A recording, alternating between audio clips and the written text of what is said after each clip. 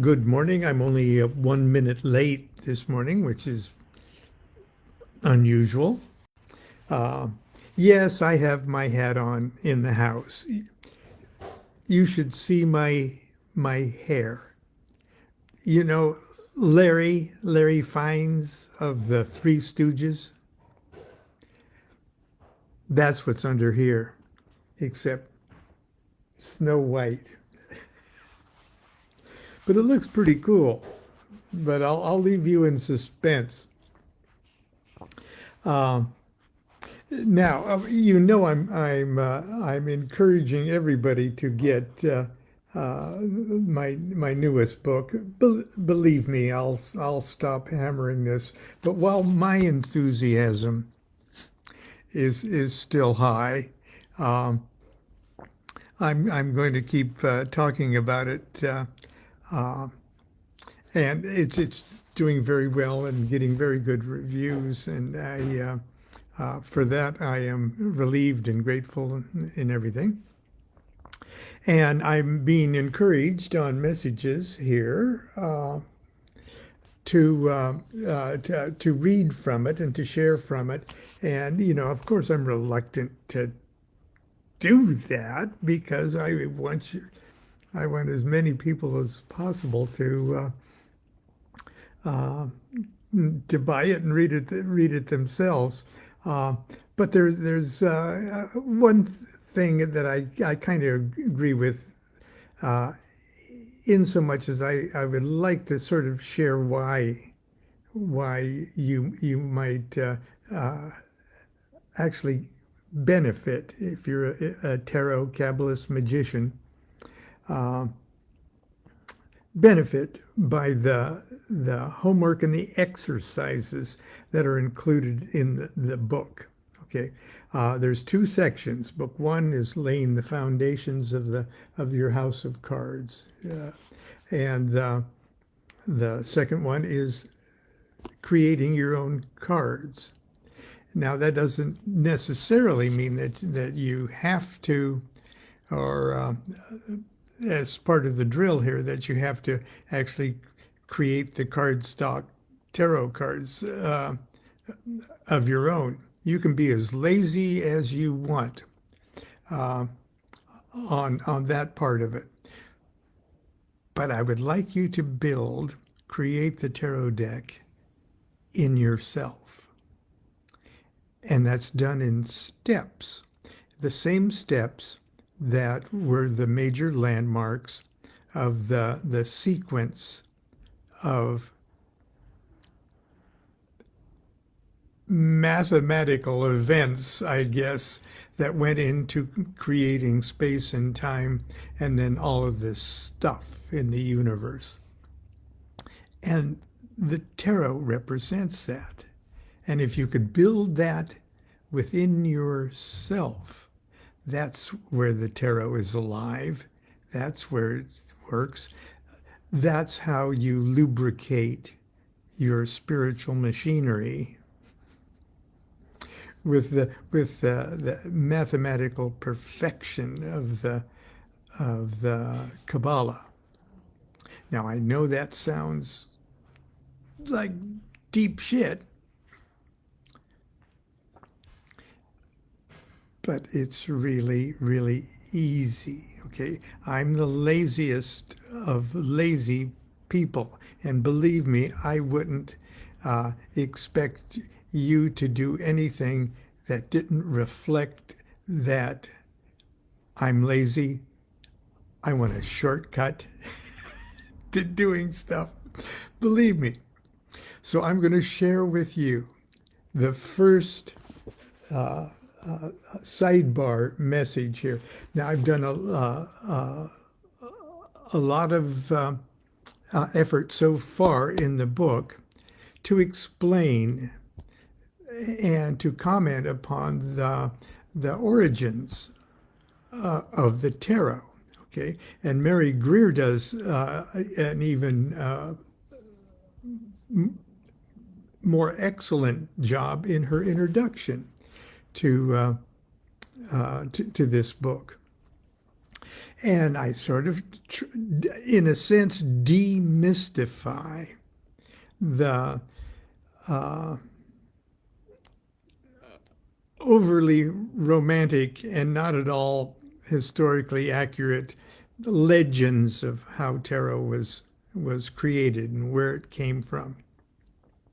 And I'm not debunking it to disprove its unmysticalness or its unmagicalness or its unkabbalah-ness, but to show that the magic, the mysticism, the Kabbalah came to the tarot, not the tarot bringing it to the public. In other words, it's a combination of a couple games and the cards from this game and that game and the images from here and there and everything else. And it used to have 80 some cards and stuff like. No, I'm sorry. I love Paul Foster Case. I just love him. I love the BOTA thing.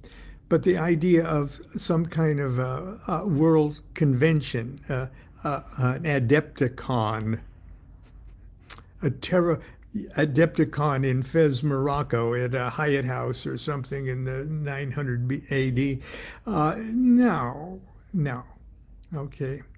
But that doesn't mean that the tarot deck, the 78 card tarot deck that we have in our hands today, is not profoundly magical, profoundly mystical, profoundly Kabbalistic. In other words, well, actually, on the little the headings, I have a heading that says, "But things do get spooky." Still, things actually do start to get a little spooky when we realize that the new, seemingly arbitrary structure of the 78 modern tarot cards just so happen to perfectly mirror two sublimest mathematical landmarks of the Hebrew Kabbalah. And the deeper we look into this synchronistic phenomena of sacred numbers, the spookier and more magical the tarot proves to be. Okay. Then I start to talk. The wand of human consciousness is the next. In the case of the tarot burning in, I'm skipping over, of course, because I'm not you must read it for yourself. In the case of tarot bursting into the consciousness pool of Western civilization, our human beings are instinctual resonances with the very real natural laws that govern our three-dimensional reality, demanded for us to unconsciously feel comfortable with the perfection of this new medium. Human consciousness demanded that the greater arcana have 22 cards, no more, no less. Human consciousness demanded that of those 22 cards, there must be 3 cards that embody the qualities of the primitive elemental nature, that 7 cards embody the qualities of a planetary nature, and that 12 cards that embody qualities of a zodiacal nature. Human consciousness demanded that the lesser arcana have 56 cards, no more, no less. Human consciousness demanded that those 56 cards should be divided into 4 suits of an elemental nature: wands, fire; cups, water; swords, air; discs, earth. Each suit should contain 4 cards that represent sub-qualities of the same 4 elemental natures: kings, queens, princes, princesses, for fire, water, air, and earth. And 10 pip cards, no more, no less. Human consciousness demanded that each of the 4 suits contain 1 ace and 9 small cards. So before we continue, let's pause to make sure you have a good grasp of the things we've discussed so far. I'm going to give you your first homework assignment. You may think these homework assignments are a bit silly, but I'm serious. Don't skip over them. As Miss Schumacher, my disturbingly attractive 5th grade teacher, repeatedly reminded me, you'll only be cheating yourself. Okay, here's this sidebar. I hope you have or can obtain a tarot deck. Until your personal deck is completed, you will need one to practice with. You will soon be given the opportunity to create your own personalized deck of tarot cards. But in order for you to immediately perform the various exercises and meditations in Book 2, you should already have in your possession a full 78 card deck of tarot cards. Any 78 card deck will do as long as it is a standard formatted deck comprised of 22 trump cards, 4 suits that generally represent wands, cups, swords, and discs. Oh, they can be lollipops or whatever. If it's a standard deck of tarot cards, use them, okay? Each suit containing 4 court cards, a knight or a king, a queen, a prince or a knight, and a princess or a page, and 10 pip cards, ace through 10. Okay, in other words, a standard white bread tarot deck of any kind, just as long as it has those 78 cards divided like that. Okay, and I'm only going to do one homework assignment here. I'm only going to share one with you. It's so easy. Homework assignment number 1. Put your universe in order. Difficulty level: mind-numbingly simple. You will need a deck of 78 tarot cards and a notebook. Do this exercise at least once a week for the rest of your life. It may be the only perfect thing you will do that day. Note, from here forward, we will be using the court card titles of Knight, Queen, Prince, and Princess, rather than King, Queen, Knight, Page. Please readjust your mind to accept this designation. Shuffle the cards by whatever method you prefer, then reorder your deck in the following manner. First, separate the 22 cards of the Greater Arcana, or the trumps, from the 56 cards of the Lesser Arcana. So we have 2 little stacks here. Then stack your trumps face up in the following order, and then set them aside. Here's the order: 0 through 21. The Fool through the universe. Okay, once you've done that, set them aside. From the 56 cards of the Lesser Arcana, separate the 16 court cards from the small cards. and stack the court cards in the following order. The wands first, the knight, queen, prince, princess. Then the cups, knight, queen, prince, princess. Then the swords, knight, queen, prince, princess. And the discs or pentacles or coins, knight, queen, prince, princess. Set aside your ordered stack of court cards and stack the remaining aces and small cards in the following order. The wands first, ace through 10. The cups, ace through 10. The swords, ace through 10. And the discs, ace through 10. Now, you recombine the stacks of court cards and small cards in the following order. First, the wands, the ace, then the knight, queen, prince, princess, and then the small cards, wands 2 through 10,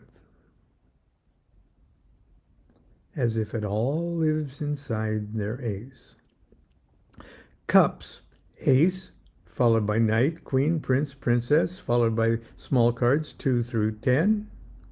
Swords, ace, followed by knight, queen, prince, princess, followed by small cards 2 through 10. Discs, ace, followed by knight, queen, prince, princess, followed by small cards 2 through 10. Place your greater arcana stack on top your lesser arcana stack and admire.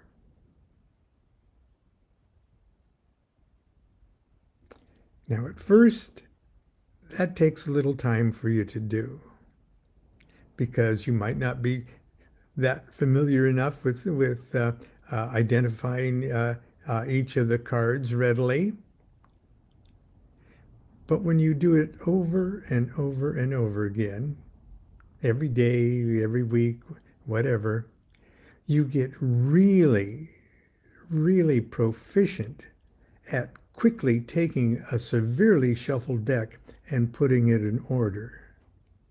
Soon it becomes second nature, and something goes on inside you, independent of the mechanics of what you're doing. It becomes a meditation, a mind-numbingly simple meditation. Okay, place your greater arcana stack on top your lesser arcana stack and admire. Congratulations! You've just put a universe in perfect order and lubricated your own consciousness. As above, so below. In earth, as it is in heaven. The path once laid, the journey is inevitable. Log this exercise in your notebook, along with any thoughts, observations, or impressions you may have. Especially note changes in your dreams. And that's homework assignment number 1. There are other homework assignments and lots more fun in the Tarot Architect, how to become the master builder of your spiritual temple. I wouldn't be this excited about it if I really wasn't proud of this book. So anyway, that's it. Constance and I have a day ahead of us, and so do you. Until tomorrow, continue to be good to yourself and be good to each other. Do what thou wilt shall be the whole of the law. Love is the law. Love under will.